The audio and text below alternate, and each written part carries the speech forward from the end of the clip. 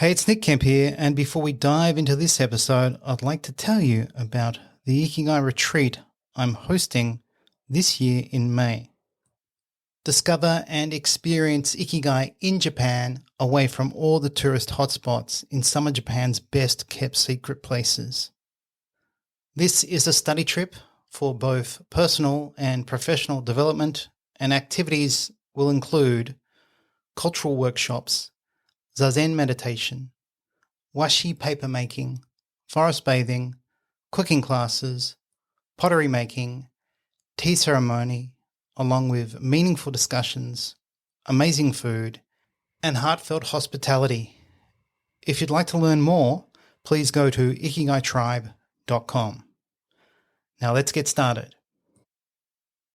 What Ikigai does is give you the opportunity to pause and consider, in these different areas of my life, where do I find joy? Where do I find fulfillment? Where do I find purpose? And guess what, Americans and Westerners? It doesn't have to be in these big, huge stuff. It can be in the small things that give you great joy that people might otherwise laugh at.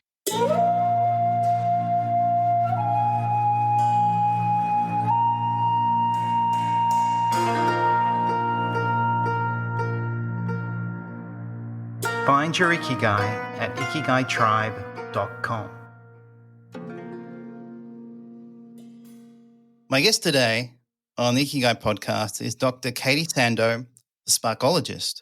Katie is a keynote speaker, entrepreneur, educator, Ikigai Tribe coach, and Spark Type advisor. Katie, you have a master's in communications and a doctorate in adult learning and are a professor in communications and adult learning. And you have extensive experience in various industries and business settings. For nearly 25 years, you've provided strategic communications and executive leadership to numerous organizations in such places such as equitable housing, marketing and advertising, and even in recycling and solid waste management. So that's all very interesting.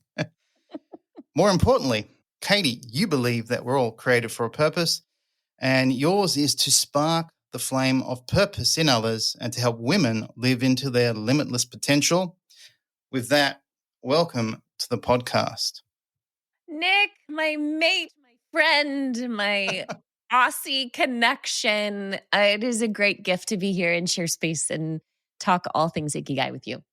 Likewise, it's good to reciprocate. I was on your podcast, so glad you're on mine. Yeah.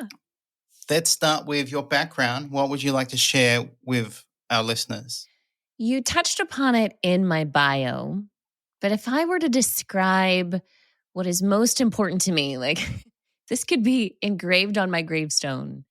It's that I want nothing more than for people to know that they matter and their lives have a purpose. And that infuses all aspects of my life, whether that's just how I show up with my friends, my family, my neighbors, the barista at the coffee shop, the work that I do. It just infuses all aspects about me. So that's like the existential part. And then your listeners will find out very quickly I'm both a doctor and a dork. Like you're going to get the very intellectual, cerebral, intense, existential Katie. And then you're also going to get the comedian. And so the other labels that I like to attribute to myself is I am an educator. I'm a lifelong learner. I love nothing more than to teach and facilitate moments of learning and discovery. I do have my own consulting company and I'm a podcast host. But most importantly, Nick, I'm a taco lover. I love street tacos. They are my life. Really? Yeah, I'm being serious. I don't think I've ever had street tacos, so one day you'll have to treat me. You are missing out. And it's not a joke, y'all. Like my license plate on my car says taco lover. It's a legit thing. Wow. Well, that sounds like a little source of Ikigai, but you touched on helping people feel needed or hoping that people feel needed and also that people have a sense of purpose. Mm-hmm. And that's very much related to what we're going to talk about today, among other things, Ikigai. So you did take my Ikigai Tribe certification and we actually did it one-on-one, which is quite a unique experience. So I think that's sort of the reason why we get on like a house on fire. We're good mates now. And I soon realized how much you love to invest in learning because you are so knowledgeable on so many things. I was a bit overwhelmed, like you just seem to know everything. So where does this thirst for knowledge come from? So I'll answer that two ways. One is I have always been the why kid. So for those of you who are parents or you work with kids or you're around kids, there is this curiosity that kids have where they want to know why. Why does something work this way? Why do we need to do it this way? Why you tell me I need to wear this? Why? And I have always been that why kid, and I have carried that curiosity with me even now well into my adulthood, where I'm always wanting to know the why behind something. And in particular, my why is around human thinking and behavior. Why do people think the way they do, act the way they do, talk the way they do, perceive the world? And that has driven me to want to discover all of these different elements. So I am the why kid, is how I say it. I was the kid where asked my parents why the sky was blue. They gave me an answer and I would want 5 more answers. And so that very much describes who I am. So I believe it's just instinctive into who I am. I am intrinsically motivated to learn. And as that relates to the work that I do, I am very much driven to want to learn something new, a new perspective, a new concept, a new way of living, new set of practices. So I can help my clients and I can help the people that I work with live better, enjoy their work better. And so that's what led me to Ikigai, is this curiosity of asking a lot of why questions. Yeah, it's a wonderful mindset or approach to living or trait. And I think once you start learning and asking why, you realize how much there is to learn. And you almost get this sense of, I really do have limited time on this planet now. There's so much I could learn, just even within one culture or even in one field or subject. So asking why is a great question. I often ask myself, like, why is that? Why does Japan have these unique words? Or why does Japan produce these unique cultural practices? Or why do they have these unique arts? So that's obviously what attracted me to Japan and then eventually Ikigai. But I would say one of your Ikigai involves young girls and women. And much of what you do now is about championing girls and women. So would you like to talk on that, please? I always love to talk about championing women and girls in life. And you're right. So to use the Ikigai terminology, my kokorozashi is to help people find purpose in their work and at work. And diving a bit deeper, in particular, championing women in that process. And I came to this work. I reside in the United States. The culture that I know well, because it is my culture, is the United States. And in my graduate studies work, I was noticing part of that work was doing research around the lack of representation of women in political leadership in the United States, and seeing the real disparity at all levels of political leadership, that there was a lack of women representation in that space. And I came across a study that forever changed the course of my life. It really did. And this study found that, and this is going to be particular to Western cultures, where when little girls and little boys are in elementary school and below, they have equal levels of confidence to lead. They'll raise their hand to be at the front of the line, to answer the question, to be president, to be an astronaut. And something happens to girls in middle school around that age where they stop raising their hand.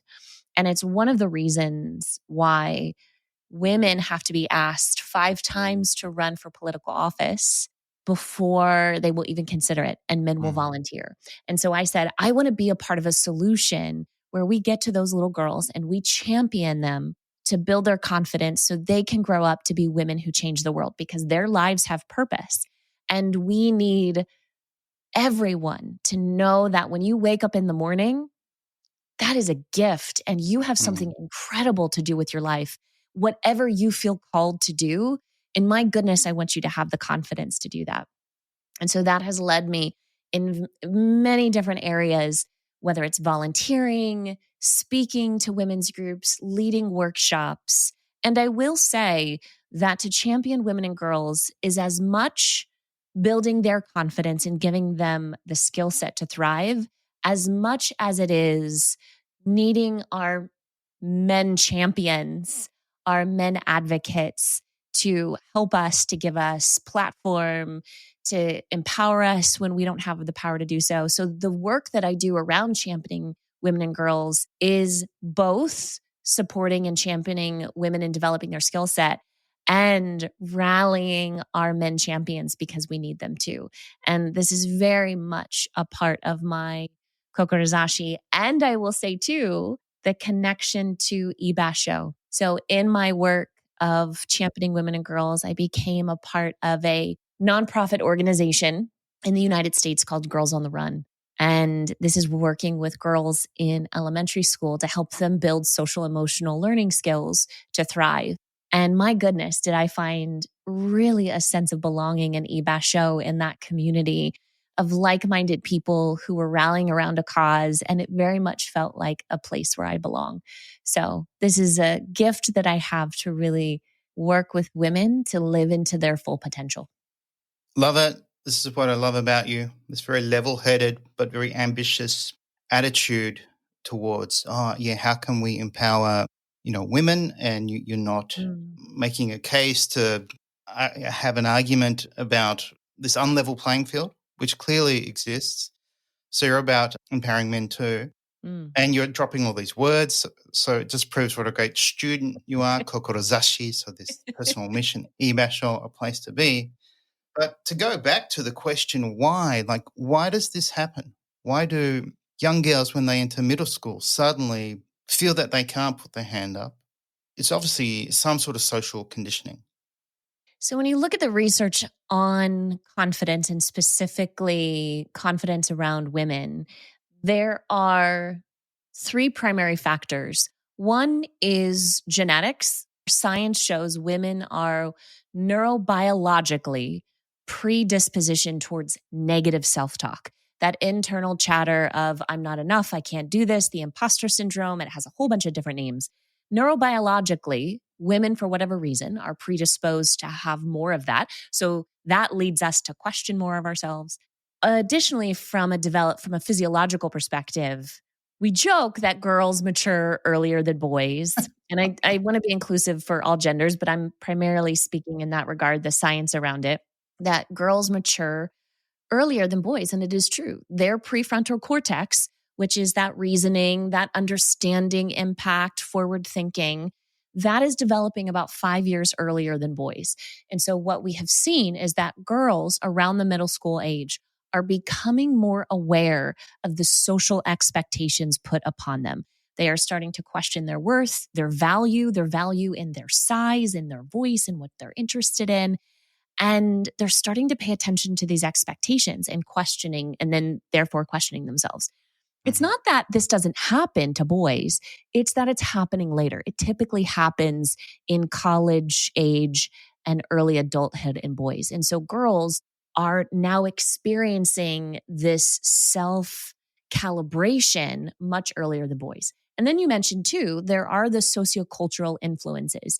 And in the United States, it is a predominantly patriarchal culture and historically has disproportionately quieted women and kept them small in voice and size, and particularly what we're talking about in the public sphere. So in the public realm, in work, in politics, in these community spaces. And there are still lingering effects of that. And that is coming together where girls then are experiencing these pressures and they aren't even aware of it. The founder of the Girls on the Run nonprofit organization, Molly Barker, she's just amazing. She coined this term girl box, that essentially around the middle school age, girls get put into a box and they keep themselves there. Not intentionally so. This is part of the unlearning and relearning of what are the different conditions that are keeping me to stay small in voice and size. And this is where I think, in particular, the perspective and the concepts in the Ikigai body of work can help reframe for women their perception of themselves, what is important to them, their sense of purpose in life, the rolepfulness that they have, their sense of community, all of these different elements. Ikigai itself is not going to solve the issue of the girl box, but within it itself are some wonderful tools to be able to change the way we think about ourselves, particularly as women. So to answer your question in short version, there is both a physiological component to it, nature, right? And nurture from a sociological perspective, how you're raised, your family, where the educational institutions, if you have a faith institution, media, pop culture, these different elements very much shape how we come to understand ourselves as an individual identity and then as part of our social identity. Thank you. I definitely agree. Women mature far earlier than boys or even some men. So Right? I'm probably an example of that. So, At least you admit it, Nick. yeah, I can admit. I mean, it's true. So that might be the irony. It's like, oh, women mature earlier than men, yet they have very little representation in kind of most forms of leadership. Mm. So this does lead us to one woman who really broke Mm. the mold in Japan, obviously a country where back in the 1960s, to do what she did was incredibly rare, and it's a source of inspiration, I think, for both of us. And this is why I like to call her the mother of Ikigai, and I like to champion her along with her work. She was Mm. Japan's research pioneer, lived this sort of amazing, unconventional life, and despite great success, had a lot of, I guess, what we'd call a lack of Ikigai in her life as well. So she had a really interesting life and produced this amazing body of work. And her name is Miyako Kamiya. So we studied and discussed her work together. What did you find inspiring and helpful about her work? So many things. And this is why, y'all, if you have not taken Nick's certification course, what are you waiting for? Because it's phenomenal. But I knew I liked Nick from the beginning when he introduced me to the mother of Ikigai and really attributed the, I'm going to say recent, in the last, 40, 50, 60 years, this birth of research around Ikigai, and much of it originates with Miyako Kamiya. And there's a couple of things that resonated quite deeply with me personally in who she was, what I understood of her through the work that you gave, Nick. And one is that she had this curiosity in her work with lepers, Japanese lepers, from a psychological standpoint and from a psychiatric standpoint, that otherwise these people could have every reason to be miserable. Yeah. Their bodies are deformed. They're in pain. They are isolated on these islands. And so they are social outcasts. And they had such a vibrancy for life and felt fulfilled. And she saw that. And the curiosity around wanting to capture that, and not just from a research perspective, but bring that for everyone in her writing of the book. And I am so grateful when someone does not have the ego of academia, that it's all about the research, but that she wanted to write this book and she felt this was her life calling, was to write this book, to be able to put this into the world. And in American culture, there was a wonderful adult educator, Christian Lindemann, who said that true learning does not belong within the ivory walls of academia, but that really learning happens when you can bring it out to the people. And this is what she did. And so right away, I just had such profound respect for her to see that she wasn't just interested from a research perspective, but really wanted to capture the spirit of what she was witnessing and to bring that to people. So that was one thing. And the other element that resonated with me about her was that doing that work is hard. And there are conflicting priorities in your life. She was trying to finish her dissertation work and she was married and she had kids. And particularly when I'm talking about champion women and girls, women can be so often conditioned that you need to prioritize your family, your children, these nurturing aspects of you, and other things take a back seat. And I think she showed through her life, now it wasn't easy, but she showed that, yes, my family is important to me, but my goodness, I cannot die. My life cannot go away until I have finished this thing. And how beautiful, what a beautiful example and role model for women to say, you can't have it all, but you can have things that are really important to you. And it doesn't have to be all situated within the context of family and these nurturing aspects. You can want and desire something so incredible and feel such a calling to bring it to life. And I just want to pause, Nick, and say, when I say you can't have it all, I'm simply saying that there is a recent dialogue that we like to tell women of, oh, you can have it all and do it all. And that, quite frankly, is impossible. Yeah. And I don't want any women listening to think that you have to try and do it all. And I think Camia's life is an example of that. I mean, she struggled with a lot of things. She struggled with mental health. She felt really conflicting priorities. And so she was living that experience. But I just was rooting for her as I was living the story of, she had a lot of expectations from a traditional, woman in the household. And yet she was like, nope, don't take me. Lord, don't take me until I've written this book. So those were the things that really resonated with me about her. It is a fascinating life, and I agree with you. I mean, it was almost as if she was trapped in academia. And yeah, this quote I read from her diary where she was basically saying, my demons are raging today and I could almost kill myself. How long do I have to keep going correcting English papers of my husband's students? So she was doing her own sort of academic work. And then, because she was a linguist, I guess the husband was like, hey, honey, could you check these papers? And what I really appreciated about her was her honesty, that at times she realized all this other work can be done by other people, even the upbringing of children. And she had this incredible desire to express herself. And for her, it was through writing this book.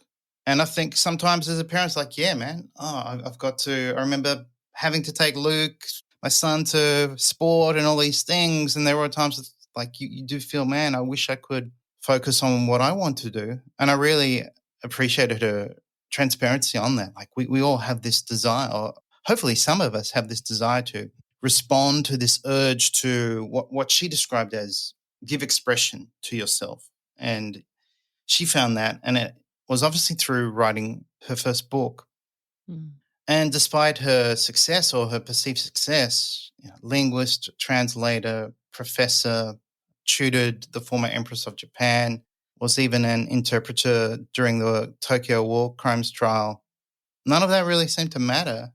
And she had this desire to research Ikigai, but also improve the lives of the lepers you mentioned. She was focused on that as well. And she also lived a relatively short life. She died at the age of 65. She had all these health problems, eventually got cancer. But she was quite prolific too. So she wrote several books towards the end of her life. And she really found her Ikigai in writing.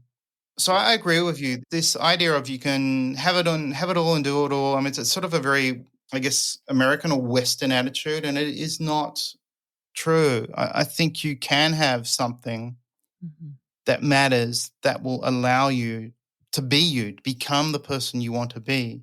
But you've got to find it, and you need the space and the time to find it and nurture it and feel like you're worthy of it as well. And maybe that's the struggle. We might find it, but then we probably think, oh, I'm not worthy of this, or I'm not good enough. And maybe, I don't know, women feel that more than men because of all these reasons you mentioned as to why, they don't go into roles of leadership because of this social conditioning. So I hope she is this inspiration to women to, give expression to something that you really care about. That is essentially your Ikigai. Well, and I don't know if you would agree or not, but as you're describing the journal entry of her experiencing these demons of like, oh God, if I have to edit one more paper of my husband's, or, this is the example of when you find your Hataraki guy work worth doing, that you come fully alive and, to your point, fully expressed. And when you're doing things that aren't worth it to you, they can feel maddening. And this is what can drain you. It is soulful exhaustion. And I think that is what a lot of people are experiencing right now, particularly in the United States and in other Western cultures, is they're doing a lot of things that aren't worth it, but they're doing them because it will get them something else. Maybe more money, maybe the title, more respect. I don't know what it is, accumulation of something, of power, of wealth, of status. And it's not always for ego reasons. It's just, this is what we're told. You got to do big things. And so it requires you to do a lot of stuff that really, when you look back on your life, it's not worth it. Yeah. And so you're describing like all of these things that her CV or her resume would be so impressive, of who she tutored and what she published. And to her, she's like, yeah, but that in the end, that's not the work that is worth doing to me. This is the work that is worth doing to me. And so I thought she also exemplified of this struggle that we have of doing things because we have to. This is also adulting. You have to do stuff that you don't like, but ensuring that you're bringing into your life things that are worth doing, because that is what brings a sense of joy and fulfillment and worthiness to your life. Yeah, it's interesting. You mentioned some people kind of chase all these things with great ambition, thinking it'll provide them with, this life satisfaction or sense of worthiness. And then there are other people who just seem to accept the status quo, and this is how life is. You just work and then you enjoy your weekends and holidays and then you retire. But I think both scenarios don't provide that life worth living. And life is definitely a journey of ups and downs. But yeah, Ikigai touches on this idea of agency. And so you have to define the life you want and then try and pursue it. Mm-hmm. And along the way, you discover, okay, I thought it was this, and now I realize it's not. But then that guides you to the next step. And then eventually, I guess, you find what is your Ikigai. So maybe that was the journey for Miyako Kamiya. But she did have this strong connection to both writing, and she did write about her first experience, recalling when she first saw lepers. And she was inspired by the nurse who was looking after these lepers at a church service where she was playing the organ. So I think we also have these moments in our childhood or early years where we have that first taste of Ikigai or a sense of purpose. And it's fascinating how it might take decades before you go back to it, or before you somehow realize, oh, that was a telling moment and I'm in a position to explore it. So I've got so many questions I could ask you, but I love you as a student. You dropped Hataraki Guy, so work worth doing. So nothing gets past you. You seem to retain everything. So with this approach to life using Ikigai, what does it offer people that's unique or different to Western approaches to coaching and personal development? If you choose it to be, Ikigai becomes a framework to help you refocus on what you give your time, your talents, and your treasures to. And here's what I mean by that. Particularly in Western culture, we are just inclined. We do everything big. Like there's this joke in Texas, which is a state in, it's like a whole other country within the United States. They say everything's bigger in Texas. Like Americans just got to do everything big. And apparently we have to be the first at everything. And in some respects, that has served us really well. We've been able to invent awesome things, do incredible things, but it also becomes this mantra as though you have to live this big life constantly. That is exhausting. And it leads to a lot of soulful depletion. And much of the work that is being done by experts around well-being, addressing exhaustion, addressing burnout, has a lot to do with attending to the body. Deep breathing practices, yoga, exercise, meditation, better diet, and all of those things are wonderful. So I am not disregarding those things. But what I believe is happening quite a bit in the United States, and from what I learned too with globalization, it sounds like it's starting to infuse in different areas in major metropolitan areas in Japan, is the fact that people are soulfully exhausted. And so when you've reached the point of overwhelm and exhaustion and burnout, yes, your body is telling you that something is wrong, but it's not a body issue. It's presenting in the body. I think it's a soul issue. And when you're examining what you're currently giving your attention to, your focus to, it's on all of these things. Oh, I should do more of this. Maybe I should do less than this. I'm investing in people who are really that's not great relationships. There's so much that's out of my control that's happening. And all of this is taking your attention and your energy. And none of that is soul filling stuff. It is actually soul draining. And what Ikigai does is give you the opportunity to pause and consider, in these different areas of my life, where do I find joy? Where do I find fulfillment? Where do I find purpose? And guess what, Americans and Westerners? It doesn't have to be in these big, huge stuff. It can be in the small things that give you great joy that people might otherwise laugh at. But to you, it's really meaningful. Nick, me, every morning, going on a walk with my dog, my little Australian Labradoodle. I know.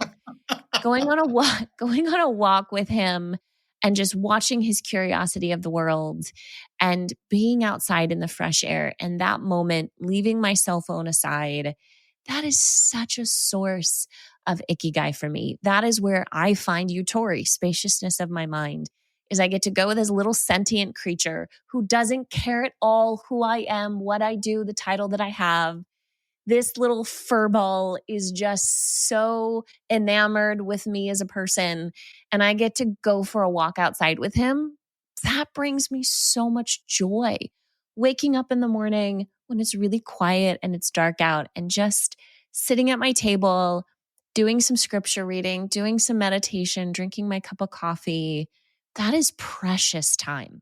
And if you're so focused on doing the big things, achieving the big goals, training for the big thing, you miss out on the beautiful little things that contribute to a meaningful life. And we know Ikigai also includes the big things, but in regard to how does it help from a Western perspective reframe things, it elevates for us the importance of the small things that we're not giving enough attention to.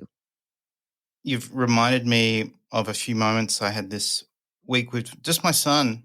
My son was looking outside of a window and he saw this little bird sort of hopping about in the garden. And he said, "Oh, Dad, this bird has ADHD." It's a joke. And so I go over and we just watch this little bird jumping about, frolicking and putting its beak in the dirt or trying to find maybe a worm, and then it jumped up to a branch and then another branch. And it was such a nice little moment. And then we were just silently watching together, and then it eventually jumped over the fence to another tree. And I thought, wow, that was like this little special moment we'll never have again in the same way, at least. And then another thing we do is, speaking of birds, we have like this toy bird that's really for my cat. And we've sort of developed this regular game of throwing it into the laundry basket, sort of at a distance. We kind of have these penalties. If you lose, you have to go to the shop and buy a snack or something. And this is how we play. And we don't plan it. He'll just sort of walk into my room when I'm working and go, "Dad, let's have a round." We call them rounds now. And that's the time where I seem to really enjoy the day. I might get a sale of my course or something and feel great, but it's these other moments where it's related to often people or, your dog or a bird that seem to give you that little lift during the day. And I'm all for goals and ambition, and I'm a pretty ambitious person. But you've got to ask yourself, like, oh, where does this ambition end? And it comes with a double-edged sword because, you're using your skills and you've got this sense of purpose. But if you overcommit, it can be health problems, or you might be chasing something that's not really aligned to what you care about. So there is a balance, and I think you're right. Ikigai does reframe things so you can appreciate the small and that you're living aligned to your values and that you're not overstepping because we have enough. We have enough stress in our life as it is. Yeah. So I like that idea. It is in the small, but it does allow you to pursue ambitious things that are aligned to your values. And then there's the irony. You're right. Like even in Japan, there's a huge lack of ikigai or a lack of ibasho. And I've researched keywords like Google Trends, and ikigai nai or ibasho nai, meaning lack of ikigai or lack of ibasho, are these common terms related to the concept. And maybe that's the price we pay for capitalism. Like the goal of capitalism, I guess, is to want more, sell more, have more. And it's really hard it seems hard for us to work out, how much is enough? So I've been using a metaphor of the fire triangle to explain to people how Ikigai, trying to give them an accessible way, because it's this rich, complex, beautiful body of work that has ancient historical significance to the Japanese culture. And also academically, there's so much that we can learn from it. And so how do I succinctly give people a word picture to understand what it can do for their life? And I've been using the fire triangle. And the fire triangle comes from the space and industry of those who are looking to combat fires and looking to address that. And there's three main components that a fire needs in order to thrive. It needs a spark, right? It needs an ignition source. It needs a constant source of fuel, and it needs the right environment. It needs oxygen. And those three things together create the chemical reaction for which fire happens. And as I look at Western cultures, we don't lack spark. So the big ambition, the goal, the purpose, the thing we're driving towards, our values, we can manifest a lot of spark in our life. And fuel as well, the things that you invest your time and your talents and your energy in, whether it's paid work or not paid work or hobbies or learning. We can just fill our lives with all of these fuel sources.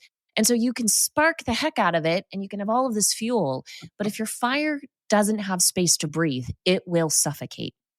And I look at the environment for a fire to thrive and this oxygen as these concepts in Ikigai of community, of ibasho, a place where you belong, where you can be seen, as well as yutori, spaciousness in my mind, space to be worry-free, space to be creative, space to just be present.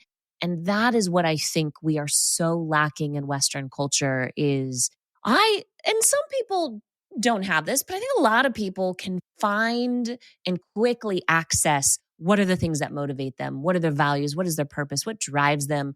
What are those big goals I want to set and achieve? Not everybody does it, but I think we can easily get to that. And certainly we can fill our time with all kinds of stuff that maybe is even deeply meaningful. That is yarigai, things worth doing. But if you're not creating the space for you to breathe, for your life to breathe, both relationally, being around your people, your community, your ibasho, and just having space to be human, then your fire will burn out. And so Ikigai becomes this reminder. This is how I've been describing to people, this is what it does for you to be on fire about your life, deeply passionate without burning out. Which are the areas for which you want to address, where you feel like your fire is burning out? Maybe you have all kinds of community in ibasho. Maybe you've got some great meditation practices. You've got spaciousness of mind, but you're bored, right? So maybe you need to focus on more things in your life that will fuel that fire. Or maybe you have those two things and yet you don't have a big ambition that you're working for. So I've been using that as a metaphor to be able to help people quickly access and identify where are the areas in their life. If you think of your life as a fire, do you feel alive? Do you feel like lit on fire, passionate about your life? Like, can you say, are you in love with your life? Not a part of it, not like I love being a mom, or I love being a dog mom, or I love being a boss, or I love being a friend, or I love cooking. No, like, do you love all of your life? Are you madly in love with your life? And if you aren't, where are the areas that you want to tweak? And that's where Ikigai gives you this ability to lean into the things that really give you deep meaning and joy. And much like a fire, it's not stagnant. You have to continue to nurture and tend to the fire. And it will evolve over time as the conditions evolve. And that's the same thing with your life. You will grow and learn. Things will change around you. People will come and go. And so you can't just say, this is what my fire is in now. And then in 5 years, you could find that it's burnt out because you've not been tending to what it needs all along that time frame. Love it. I love how some of my clients frame Ikigai for their context, which is what you've done. And you've really embraced all the learnings from Ikigai. So you keep dropping words. So you just drop yadigai, so things worth doing, which is actually a far more common expression in Japan. And that's really interesting because we can ask ourselves each day, what is actually worth doing, regardless if it's pleasant or unpleasant? Because getting up early to exercise in the cold might be unpleasant, but it's worth doing. Maybe there's this apology you need to make to someone you've been putting off. Maybe you are working too much and you think, I need to spend time with a family member. So it's very helpful to frame. It's more like this practical side of Ikigai, where Ikigai is more philosophical. Perhaps Yarigai is this practical approach. And then you mentioned Yutori, this room or space to consider others and be reflective and essentially do nothing is something we're lacking. So you have all this knowledge now that you've remembered and you're practicing, and you actually held a workshop on Ikigai recently. So do you want to talk about that, how it was received and so on? Oh, I'd love to. So this is the friends if you haven't discovered already, there's two things about me that very much drive intrinsically how I show up as a person. One is that I'm a sage. I love to create moments of learning and discovery, like to teach. And I'm a maven. I love to learn. And those two things come from the Sparketype body of work, which is developed by Jonathan Fields out of the field of positive psychology. And it was looking at what is the work that fuels you? What is the work that gives you purpose and you lose all track of time and you get into flow? And I know Ikigai talks about being in flow state. And this body of work is saying, what is the type of work in which you do that? And work is both paid and not paid. So it's either it can be vocationally based, but not. And for me, I show up as a sage maven where I find deep purpose in my work, where I find that flow state, where I just light up around it, is when I get the opportunity to be a sage. I live to illuminate. And when I'm a maven, I love to learn. So what did I do? Right? I learned with Nick. And over the course of, I forget however many weeks, 8 or 10 weeks, in this incredible learning experience, which very much satiated the maven part of me. But then the sage was like, I'm sorry, hello, what are we going to do with this information? And in addition to utilizing it in my coaching practice, so I'll answer your question too, Nick, around the workshop, but also encourage folks, if anyone's listening who is a coach or is interested, whether professionally or doing this with maybe your team or your family, there's this wonderful element of if people are feeling drained or a lack of passion, Ikigai becomes a great coaching tool to be able to help people identify where areas in their life that they want to tweak. And so from a workshop standpoint, I love to be able to facilitate workshops. That's where my adult learning doctorate comes in. And this is just the space where I have so much fun and you can build beautiful community. So I held a workshop. There's a local business very large business who has a foundation arm, and they have this beautiful leadership center.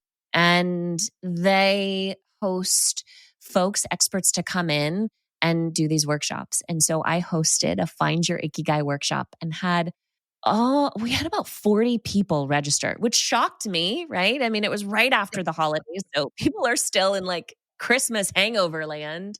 And I heard from so many that this is what their soul needed right now. What the research is showing, particularly in Western culture, but this is global, is that we are facing a human energy crisis. And the World Health Organization actually named it that. And so many of the global consulting firms are showing that people are stressed out, their emotional health is down, they are struggling, if not suffering. And this is crossing industries, this is crossing positions, all of these things. And so people are searching. They are searching for new ways of thinking, new ways of living that will help them not feel so soulfully exhausted.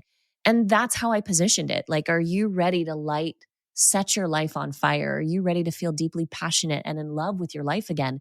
And if so, let's find your Ikigai. And so this was an all-day workshop. We had 40 people. And I used the FIRE framework that I shared with you, Nick, around let's explore what sparks you, what fuels you, what helps your fire breathe, and where are areas of your life that you want to lean into.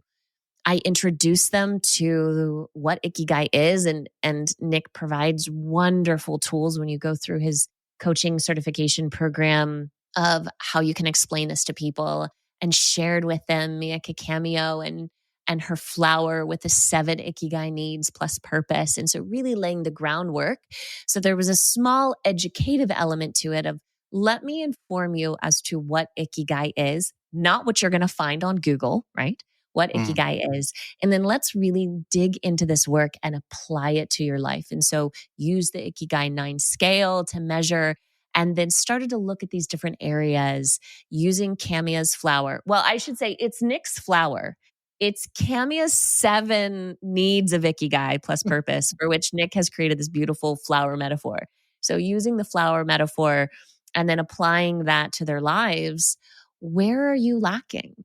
Where is an area that you want to lean into? And what was really beautiful is within those 40 individuals who came, which happened to be all women. This was not women exclusive, but it happened to be all women.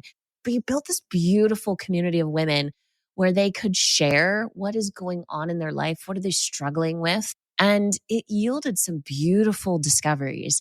I had people who followed up afterwards to say, oh my gosh, this was transformative for me.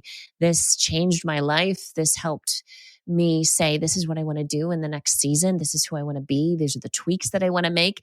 It gave them permission, particularly women, to prioritize themselves, right? By saying that this is an entire body of work that is showing this is what helps humans thrive.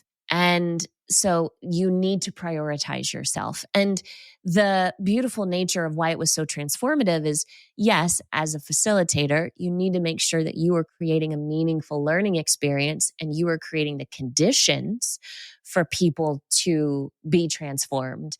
But I believe that primarily it's because of what Ikigai represents, is that it is truly a different way for you to look at your life and what brings you joy and meaning. And we don't have a lot of that here in the United States. I'm not saying it doesn't exist. There are different elements of it, but we're not often able to go to a workshop on Ikigai, something that's just completely new and different. And so it was very well attended. The assessments afterwards, people raved about it and now want to do more of it. Well, there you go. And I'm not surprised. I would have loved to have been there just as a student. Imagine you're an amazing facilitator. Speaking of energy, you're not lacking energy. No. Maybe that's where the energy crisis is going. You're sort of soaking up all the energy. I'm sucking all of the energy out of people, Nick. But it is a joy to talk with you always. You do have this positivity and this thirst for life, thirst for knowledge, which brings us to what you call yourself occasionally. Yeah. A sparkologist. You've That's touched right. on it. And I think our audience probably has an idea. You obviously spark life in others, but Yeah, what do you mean by being a sparkologist? Well, listen, I wish I had some sort of profound response to that. I spent a good portion of my career in communications and marketing, so I know how to brand myself. But there's two things in that. One is that my company, I named my company Light Echo. And the only relevance to that at all is that light echo is a term in astronomy. So not astrology, but astronomy, study of the universe. And a light echo is describing that when we look into the night sky, when you see a star exploding, a supernova happening, we're not actually witnessing that event. That what we're witnessing is the light Mm, reflecting off space gas and space dust. And so what we're perceiving is light that has occurred in some other way.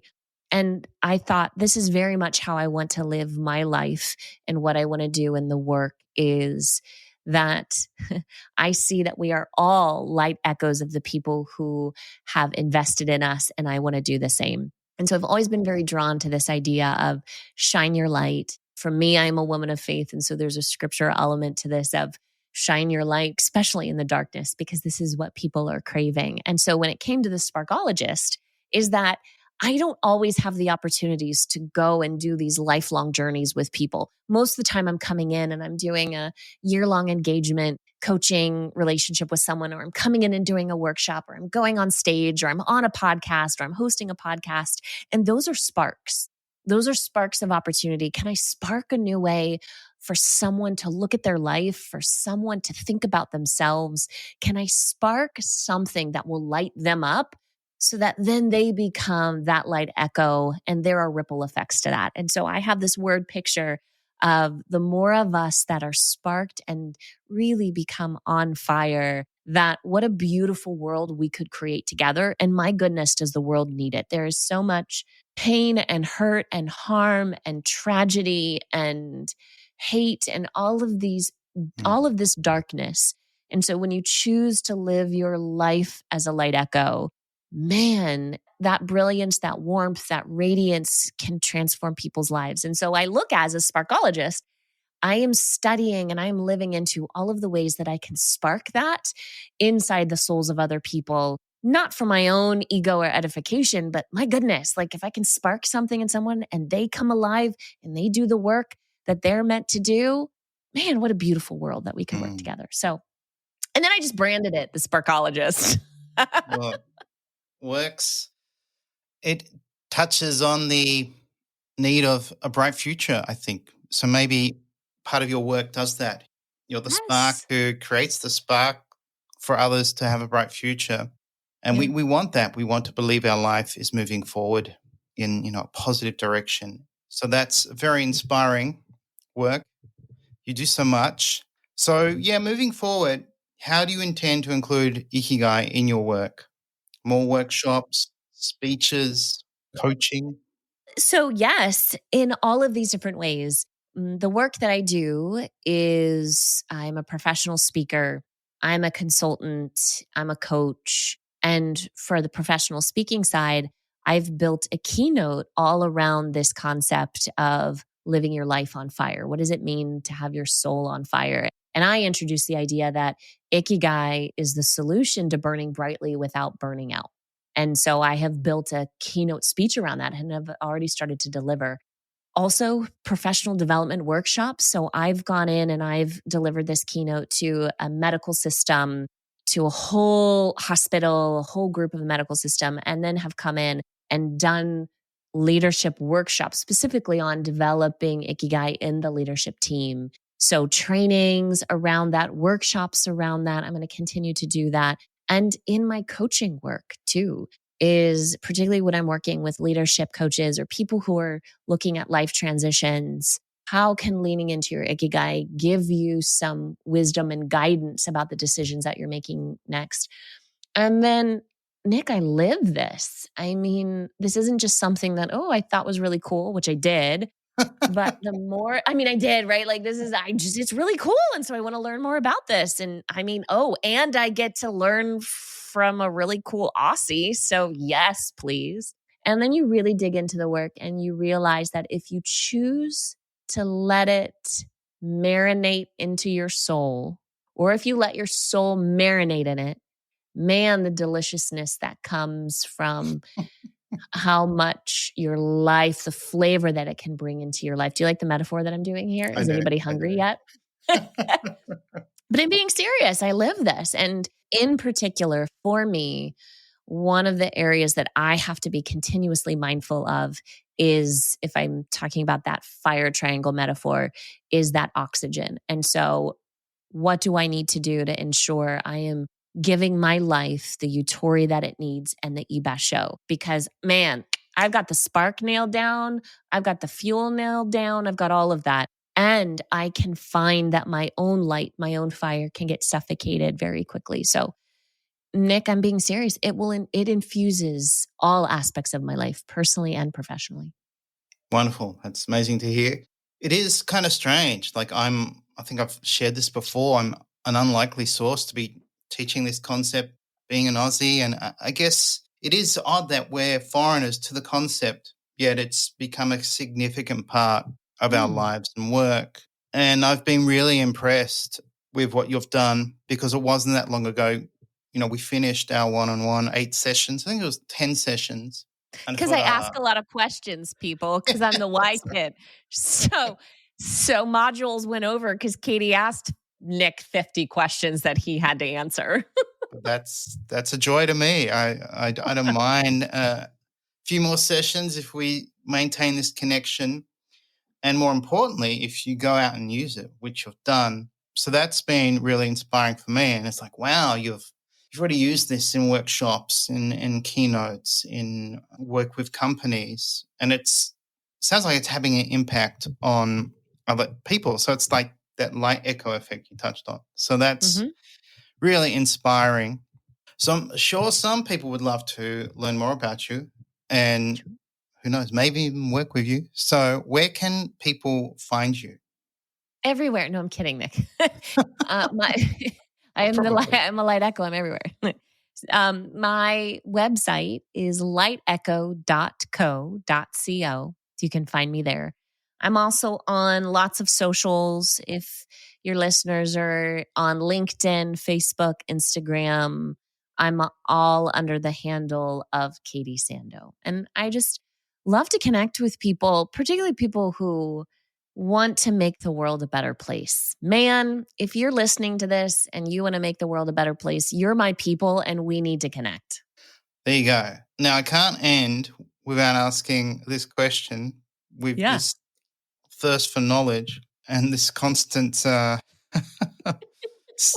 of qualification, not qualification, but you just love learning. So what are you working on, or what are you learning at the moment? Okay. Get ready for this. All right. So I have 2 books running concurrently. One is on the audio version on Audible called Atomic Habits. That's phenomenal. If you haven't read that, it's a great one. The other one that I'm reading in print at night is Necessary Endings by Dr. Henry Cloud.